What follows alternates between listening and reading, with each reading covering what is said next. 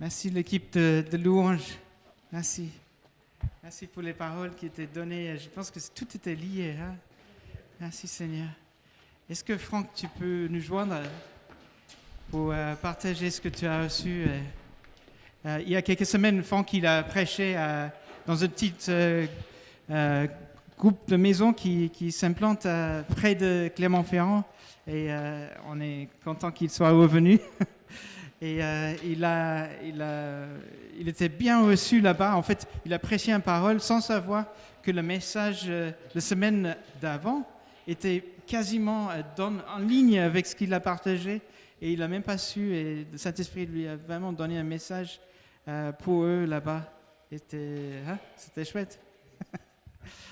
Merci Seigneur. Merci Seigneur pour Franck. Merci Seigneur qu'il est parmi nous. Il est vraiment un encouragement pour nous.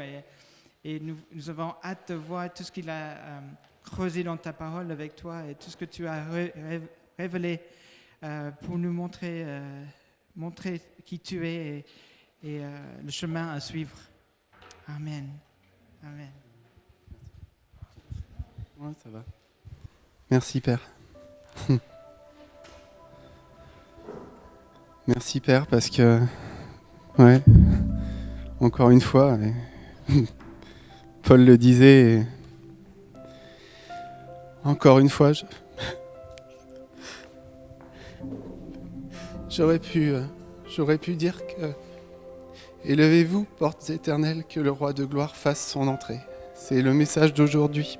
Père, tu le sais. Et j'aurais pu aussi parler de la Samaritaine, Seigneur, parce que c'est aussi le message d'aujourd'hui. Et je ne l'ai pas fait. Mais d'autres membres du corps l'ont fait.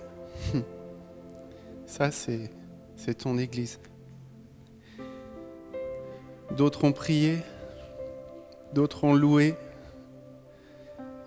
C'est ton Église, c'est ton assemblée, Seigneur. Celle que tu animes de ton esprit. Et vraiment, je te rends grâce. Merci, Papa.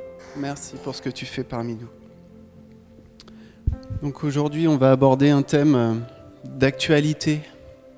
Peut-être que vous n'êtes pas au courant, mais la semaine dernière, c'était un temps particulier pour le peuple du Seigneur, puisque c'était Soukhot la semaine dernière, et cette fête, elle s'est terminée il y a quelques jours. Soukhot, c'est la fête des tabernacles, une des fêtes de l'Éternel. Alors ça n'est pas possible pour moi de vous parler de Soukhot, de la fête des tabernacles en une demi-heure. Alors peut-être que je vais faire des frustrés parce que je n'aurai pas parlé de tout. Pardonnez-moi, ce sera peut-être pour une autre fois. Mais le message d'aujourd'hui, je vais le prendre sur un seul axe. Soukhot, donc, qui est aujourd'hui appelée, donc c'est la fête c'est une des fêtes de l'Éternel, c'est la 7e et dernière fête de l'Éternel. Donc c'est une fête que l'on appelle aussi la fête des cabanes, la fête des tentes, la fête des huttes, la fête des tabernacles. On la voit plus souvent exprimée comme cela dans nos traductions, dans la seconde en tout cas. Donc on va prendre le temps de lire dans Lévitique 23 ce qui concerne cette fête. Donc prenez vos Bibles, c'est vraiment important, en tout cas pour ceux qui ont de la mémoire visuelle, de poser leur regard sur les Écritures. Lévitique 23, on va prendre au verset 39. On pourrait prendre avant, mais déjà du verset 39 jusqu'à 43.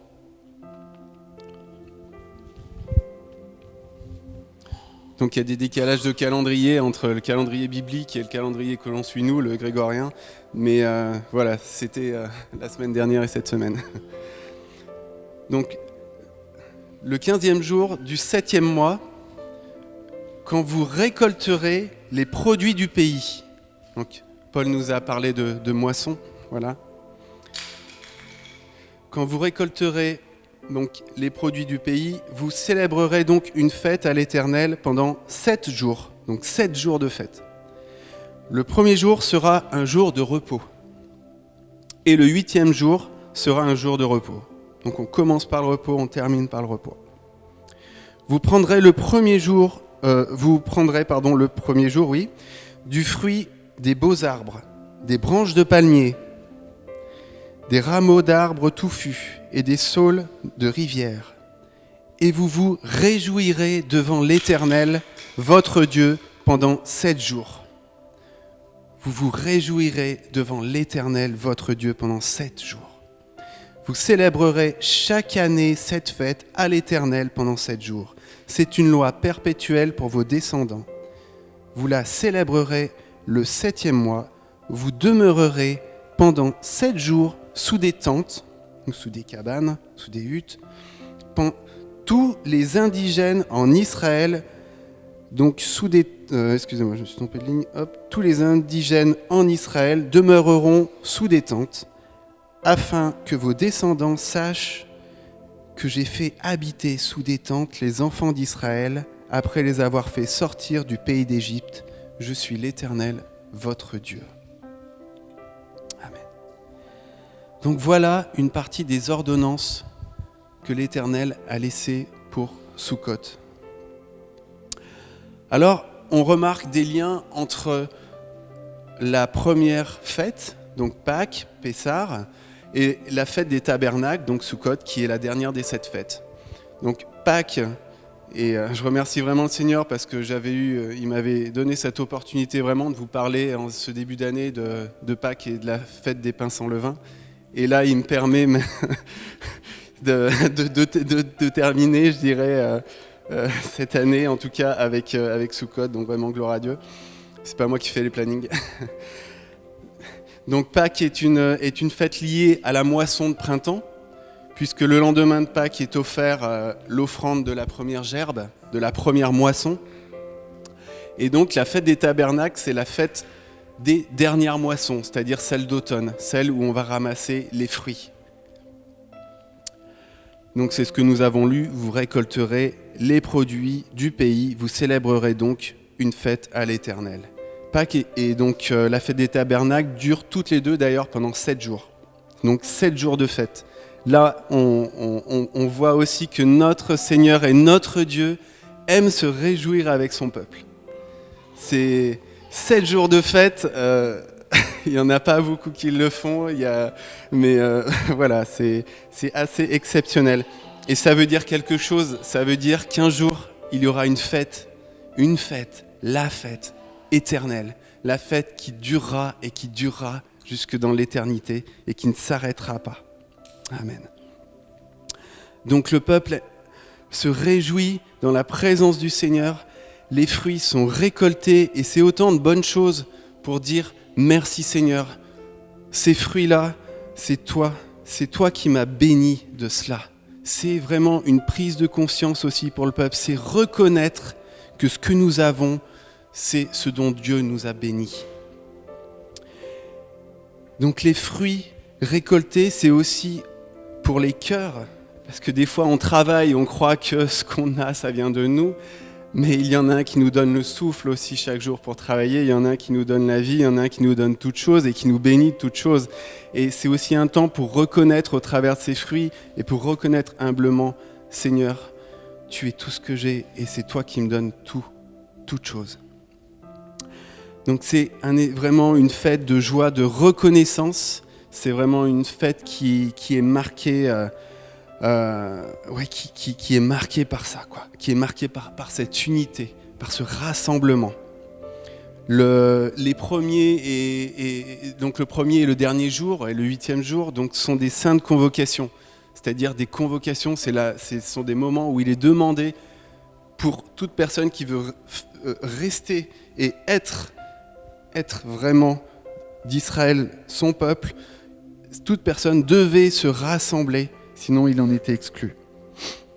Donc des saintes convocations, donc rassemblement obligatoire devant la face de leur Dieu, de notre Dieu et de leur Dieu. Il y a une chose très importante dans cette fête des tabernacles, c'est au verset 42. Vous demeurerez pendant 7 jours sous des tentes. Donc tous les indigènes en Israël, donc toute personne née en Israël, demeureront sous des tentes afin que vos descendants sachent que j'ai fait habiter sous des tentes les enfants d'Israël, après les avoir fait sortir du pays d'Égypte, je suis l'Éternel votre Dieu. » Pendant cette fête, le peuple doit quitter le confort de sa maison et vivre sous une tente pour se rappeler de celles dans lesquelles habitèrent les enfants d'Israël dans le désert. Alors, comme c'est une loi perpétuelle, de nos jours, plusieurs le font.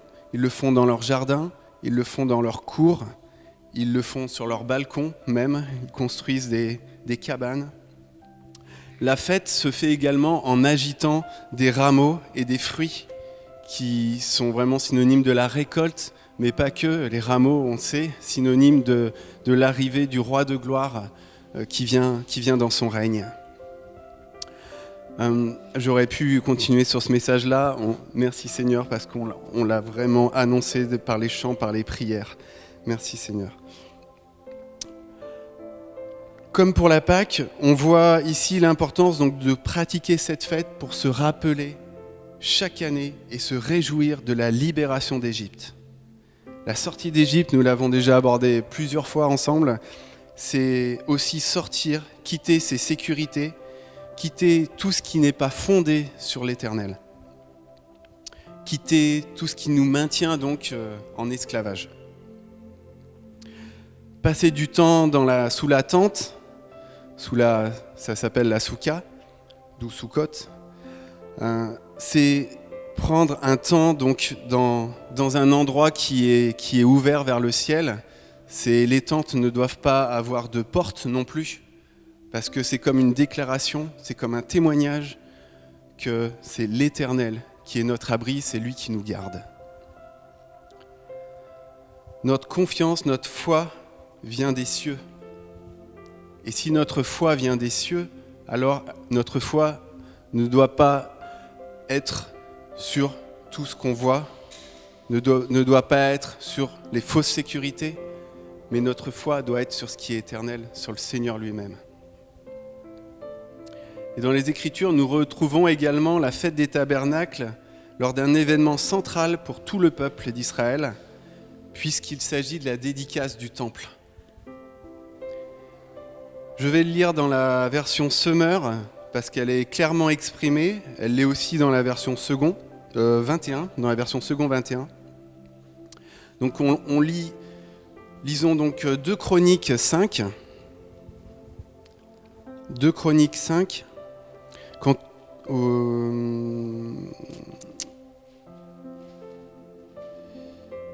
De 1 à 3, on va prendre. Quand tous les travaux que le roi Salomon fit exécuter pour le temple de l'Éternel, que l'Éternel donc furent achevés, Salomon fit apporter les objets que son père David avait consacrés. L'argent, l'or et tous les ustensiles, et il les déposa dans les trésors du temple de Dieu. Alors Salomon rassembla à Jérusalem tous les responsables d'Israël, tous les chefs des tribus et les chefs de famille des Israélites pour faire transporter le coffre de l'alliance de l'Éternel depuis la cité de David qui est Sion.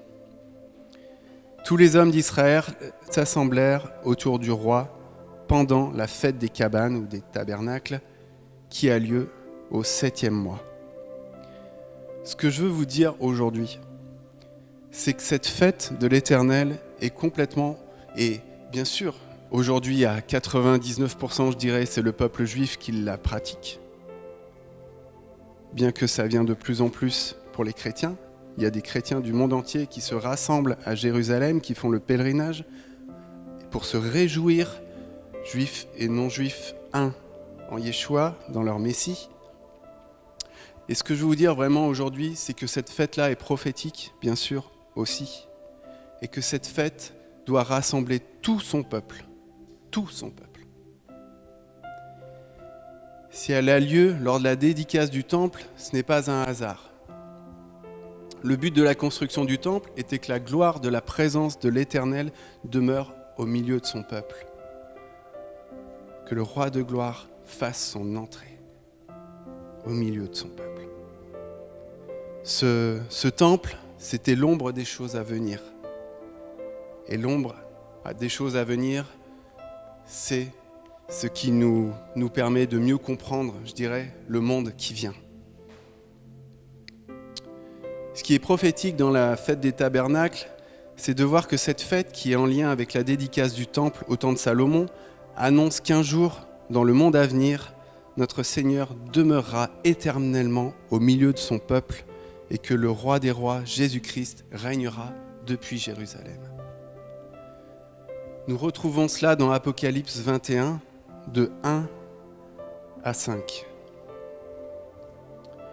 Puis je vis un nouveau ciel et une nouvelle terre. C'est vraiment l'expression de la fête des tabernacles. Car le premier ciel et la première terre avaient disparu, et la mer n'était plus. C'est Apocalypse 21. Et je vis descendre du ciel d'auprès de Dieu la ville sainte, la nouvelle Jérusalem préparée comme une épouse qui s'est préparée pour son époux.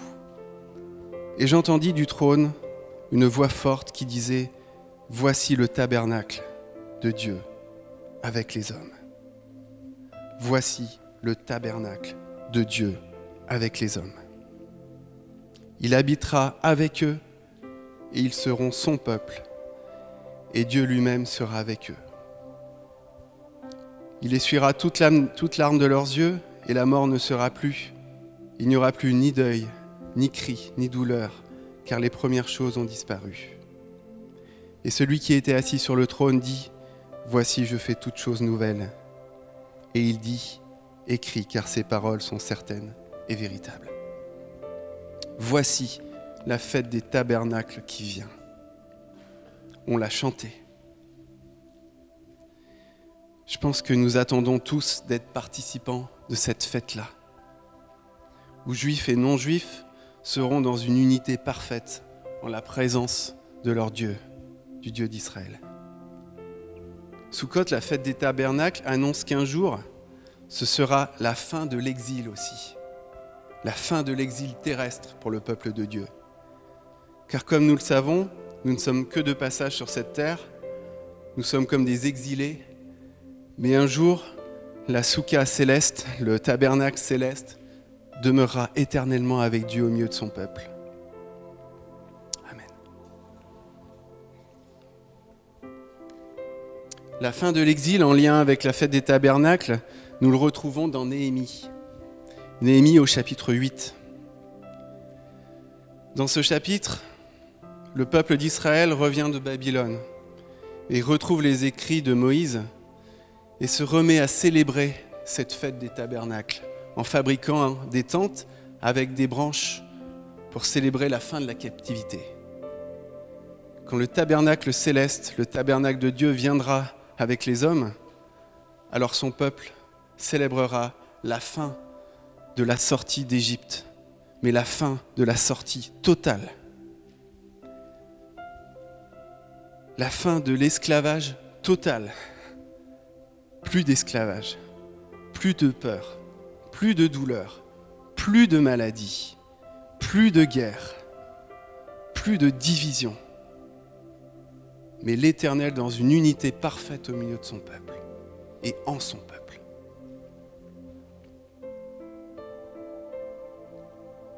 Plus d'esclavage physique et spirituel, plus de chaînes. L'Éternel remplira toutes choses et tout son peuple reflètera la lumière de sa gloire qui est Christ.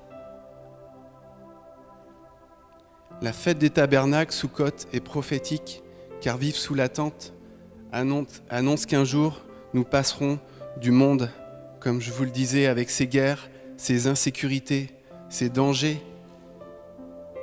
Donc, quelque chose, où parfois nous tremblons, mais un jour, nous ne tremblerons plus. Nous serons vraiment dans cet abri solide et sûr, parce que le tabernacle de l'Éternel sera sur la terre comme dans les cieux. Un monde restauré comme avant la chute. Un monde où le gouvernement qui régnera sur toute la terre sera celui de Jésus-Christ. Le royaume messianique. Un monde nouveau et inébranlable, dont le fondement est constitué par les apôtres, les prophètes et la pierre angulaire, la principale, celle de l'angle, Jésus-Christ de Nazareth. La pierre d'angle, qu'est-ce qu'une pierre d'angle ? La pierre d'angle, elle fait le lien entre les cieux et la terre. La pierre d'angle, elle fait le lien entre les mondes d'en haut et celui d'en bas. C'est pour ça qu'elle est la pierre d'angle. L'autre point que je souhaite aborder avec vous est que la fête des tabernacles est une fête qui s'ouvre au peuple de Dieu issu des nations, dont la plupart d'entre nous, je pense, faisons partie. Qui n'aimerait pas y participer ? La célébration de cette fête s'ouvre aux nations pour plusieurs raisons, et je vais vous en donner quelques-unes. La première raison se trouve dans le Deutéronome 16, au verset 13 et 14, où il est écrit « Tu célébreras la fête des tabernacles pendant 7 jours, quand tu recueilleras le produit de ton aire et de ton pressoir. Et tu te réjouiras de cette fête, toi, ton fils et ta fille, ton serviteur et ta servante, et le Lévite, l'étranger. » Nous qui étions loin et qui avons été rapprochés par l'alliance en Jésus-Christ. L'orphelin et la veuve qui seront dans tes portes. Donc on voit bien que par le mot étranger, cette fête s'ouvre aux nations. La fête des tabernacles est une fête où juifs et non-juifs se réjouissent en la présence de leur Messie. La deuxième raison se trouve dans Néhémie 8, verset 15. Il est écrit « Proclamez cette publication dans toutes les villes et à Jérusalem. Allez chercher à la montagne des rameaux d'olivier, des rameaux d'olivier sauvages. » Des rameaux d'olivier et des rameaux d'olivier sauvages. Est-ce que ça ne vous rappelle pas Romains 11 ? Des rameaux de myrte, des rameaux de palmier, bien sûr. Comme quand Yeshua était tant attendu à Jérusalem pour libérer le peuple des Romains et qu'il libérera la terre entière par la suite du même esprit qui travaille encore aujourd'hui. Et des rameaux donc d'arbres touffus pour faire des tentes comme il est écrit. De retour d'exil, le peuple d'Israël fabrique lors de la fête des tabernacles des tentes en rameaux d'olivier et aussi avec des rameaux d'olivier sauvages. Comme je vous disais, ça nous rappelle Romains 11 qui nous parle des branches de l'olivier franc représentant Israël et des branches de l'olivier sauvage qui sont issus des nations, qui sont ceux issus des nations. Les deux constituent le tabernacle. Est-ce que c'est pas magnifique ? Vous vous souvenez, Apocalypse 21, que j'ai lu il y a quelques minutes, « Voici le tabernacle de Dieu avec les hommes ». Pour ma part, je suis convaincu par les Écritures que juifs et non-juifs seront un dans leur Messie. La fête des tabernacles s'ouvre aux nations pour encore une raison, et cela est confirmé complètement dans Zacharie, chapitre 14. Zacharie 14, qui est la troisième raison pour laquelle juifs et non-juifs un jour se réjouiront ensemble. Donc au verset 9, donc c'est l'établissement du royaume messianique. Verset 9, l'Éternel sera roi de toute la terre. En ce jour-là, l'Éternel sera le seul Éternel et son nom sera le seul nom. C'est vrai. On s'en approche un peu plus chaque jour. Je vais aller jusqu'au verset 17 pour vous parler des nations. S'il y a des familles de la terre qui ne montent pas à Jérusalem pour se prosterner devant le roi, l'Éternel des armées, la pluie ne tombera pas sur elles. La pluie ne tombera pas sur elles. Si la famille d'Égypte ne monte pas, si elle ne vient pas, la pluie ne tombera pas sur elle. Je peux vous dire que la semaine dernière, quand on a chanté « Fait pleuvoir », ça m'a fait bizarre. C'est pas un chant qu'on prend tous les dimanches. Quand le mardi, je suis venu ici, c'était d'ailleurs la première fois que je me rendais physiquement pour la réunion de prière. Le mardi, on a chanté ce chant aussi. C'était la veille de Soukhot.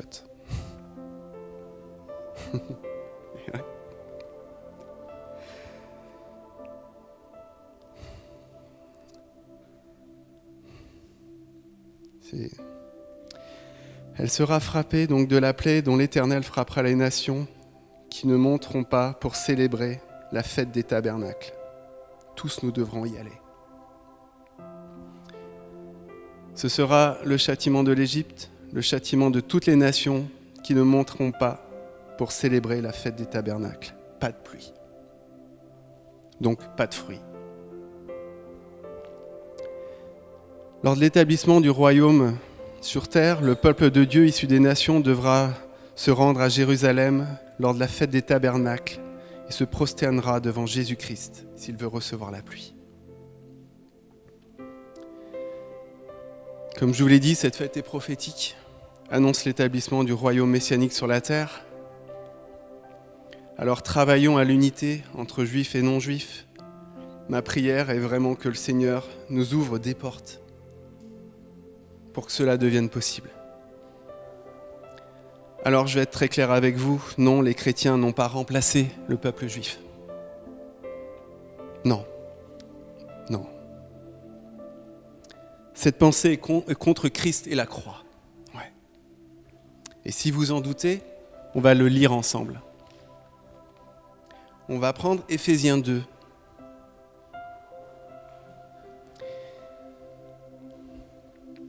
On va prendre Éphésiens 2 et on va le lire de 11 jusqu'à 18. Regardons aussi. On ne dit pas souvent que Christ a fait cela à la croix.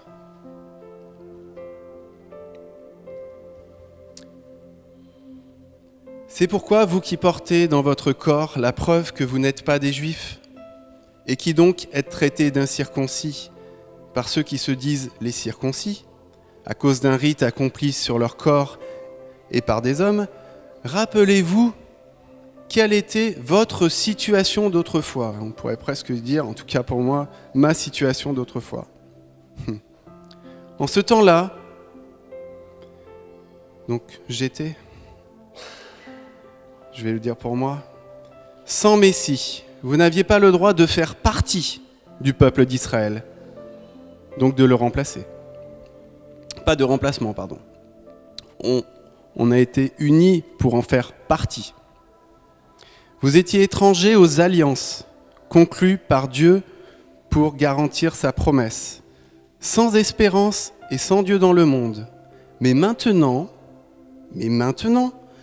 par votre union avec Christ Jésus, vous qui autrefois étiez loin, vous êtes devenus proches grâce au sacrifice du Christ.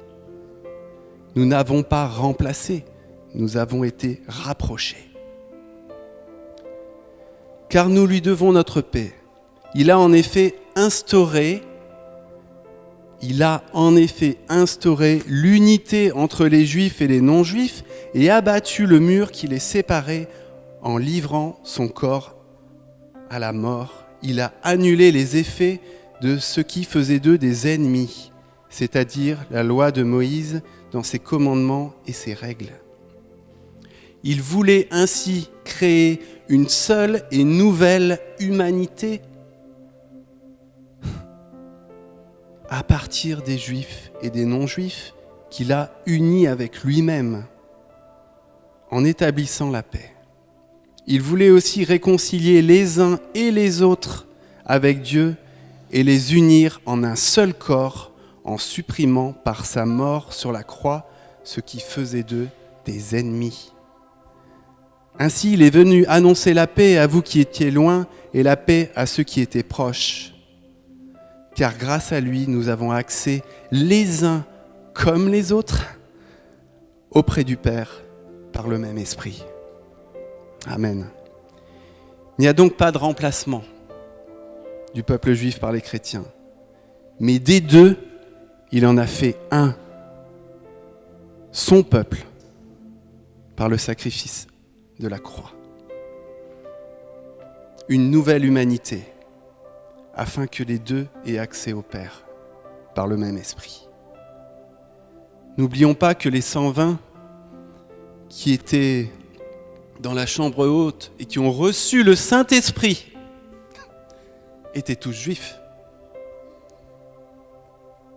Les apôtres l'étaient, le Seigneur Jésus-Christ aussi. Notre Dieu est le Dieu d'Israël. Et comme les 120 prêtres qui étaient avec Salomon, 120 prêtres, comme les 120 dans la chambre haute, on peut se poser des questions. Comme les 120 prêtres qui étaient avec Salomon, amenant l'arche de l'Alliance lors de la dédicace du temple, dans 2 Chroniques, chapitre 5 que nous avons lu. Donc le Saint-Esprit n'a pas été envoyé que pour les chrétiens, mais pour que son peuple soit formé et uni dans le Messie. Comme je vous le disais, je ne sais pas comment le Seigneur va faire. Mais il l'a fait à la croix.